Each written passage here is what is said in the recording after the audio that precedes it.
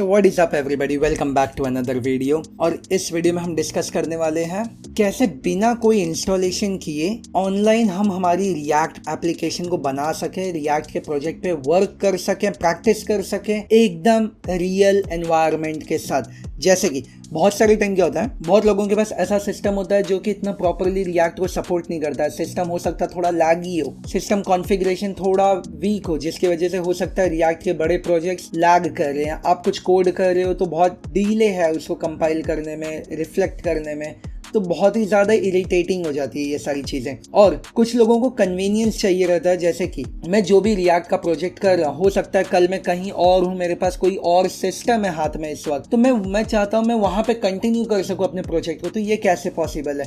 तो हमें चाहिए कोई एक सेंट्रलाइज सिस्टम जहाँ पे आपने इस कोड को किया हो और आप कहीं भी दुनिया में किसी भी लोकेशन से आप इस प्रोजेक्ट को एक्सेस करके आप कंटिन्यू कर सके अपने काम को।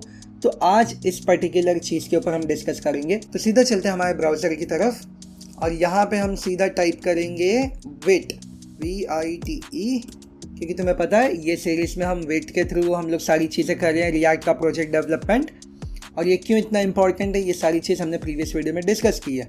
ओके, तो विट के ऊपर उसकी वेबसाइट पे चलो, आ जाओ, गेट स्टार्टेड पे क्लिक करो, स्क्रॉल करो। अब यहाँ पे देखो ट्राइंग विट ऑनलाइन। ओके, तो यहाँ पे आप किस में आप काम करना चाहते हैं? क्या आप कोई वैनिला जावास्क्रिप्ट में काम कर रहे हो, Vue.js में काम कर रहे हो, अलग अलग सारी चीज़ें, लेकिन हम इस वक्त React.js पे काम करें। सिंपली रिएक्ट के ऊपर क्लिक करो। ओके, मैं थोड़ा जूम इन कर लेता हूँ जिससे क्लियर दिखे तुम्हें।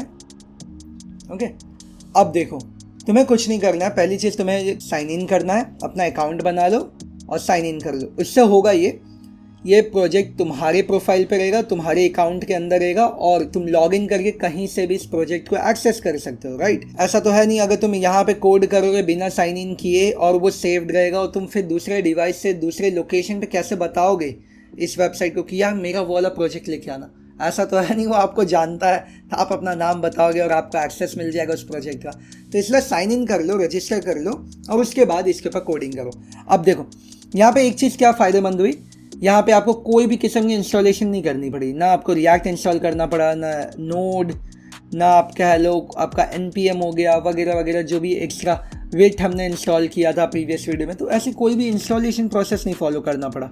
आप सीधा इस लिंक के ऊपर आ गए, वेबसाइट के ऊपर, यहाँ पे आपका एडिटर ओपन हो गया। इन्होंने ही सारी चीज़ आपके लिए रेडी करके रखी है। देखो फोल्डर स्ट्रक्चर, सारी चीज़। सो बेसिकली ये प्रोजेक्ट रन हो रहा है, यहाँ पे देखो। ओके, अब इसमें एक चीज़ अच्छी ये है, लेफ्ट साइड में आप कोड कर लेते हो, फाइल स्ट्रक्चर है, इसको छोटा कर लेते हैं। फाइल स्ट्रक्चर हो गई, फिर उसके बाद आपकी कोडिंग का पैनल हो गई, उसके बाद राइट साइड में आपका व्यू है। तो आप जो भी कोड कर रहे हो आपको राइट में दिख रहा है। तो सब चीज़ सिंपल एक विंडो के ऊपर ईजिली अवेलेबल हो जाती है। ओके, अब तुम्हें प्रोजेक्ट स्ट्रक्चर में कंफ्यूज नहीं होना है। प्रोजेक्ट स्ट्रक्चर अगर तुम देखोगे तो तुम जो एक नेचुरली जनरली इसके ऊपर करते हो तुम्हारे सिस्टम के ऊपर, कंप्यूटर के ऊपर, सेम चीज़ देखो यहाँ पे भी वही स्ट्रक्चर है। तुम्हारा एक नोड मॉड्यूल्स है, नोड मॉड्यूल्स इसलिए क्योंकि तुमने नोड इंस्टॉल किया था यहाँ पे। ओके, तो ये फोल्डर को जाने ही दो, यहाँ से एक्चुअल प्रोजेक्ट स्टार्ट है। तो पब्लिक फोल्डर है, सोर्स फोल्डर है, सोर्स के अंदर तुम्हारा एसेट है और बाकी के फाइल्स हैं इंपॉर्टेंट, जैसे कि आपकी app CSS, app JSX। Okay, यहाँ देखो पब्लिक फोल्डर है, सोर्स फोल्डर है, उसके अंदर एसेट है, ऐप CSS, ऐप JSX, ये सारी सेम फाइल है।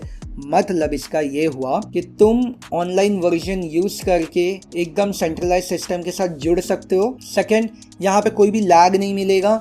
ऐसा नहीं है कि आपके सिस्टम में जो आप रिएक्ट इंस्टॉल करके चला रहे हो वो प्रीमियम है और वो कुछ बहुत ज़्यादा अच्छा और ये वाला यार बहुत ख़राब सी चीज़ है, ऐसा कुछ नहीं है। दोनों इक्वल है, दोनों सेम है। नाउ यहाँ पे ये सभी चीज़ें सपोर्ट करता है जो एक रिएक्ट आपके सिस्टम में सपोर्ट करता है, वो पूरी चीज़ यहाँ सपोर्ट होगी। ओके, यहाँ पे मैं कुछ चेंजेस करके दिखा देता हूँ। लास्ट वीडियो में अगर तुमने देखा होगा हम app.jsx में गए थे, हमने सभी चीज़ ये जो एग्जिस्टिंग थी वो क्लियर कर दी थी।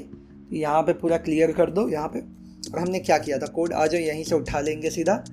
हमारा H1 टैग था, H2, H3, ये सभी चीज़ हमने की थी। कॉपी करता हूँ, सीधा यहाँ पेस्ट करता हूँ।